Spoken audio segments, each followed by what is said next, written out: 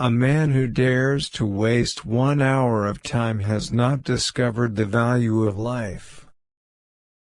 A man's friendships are one of the best measures of his worth.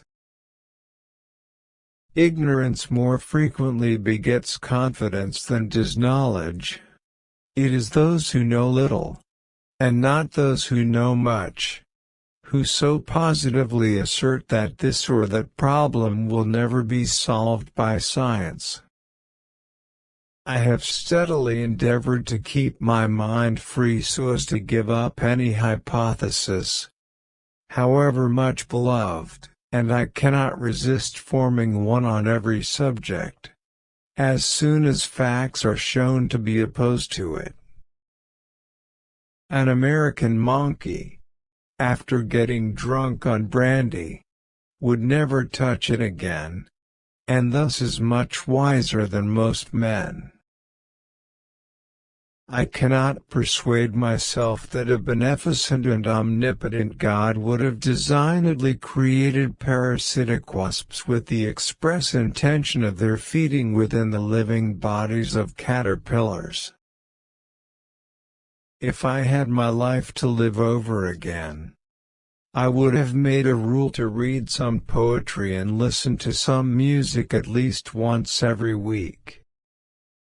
If the misery of the poor be caused not by the laws of nature, but by our institutions, great is our sin.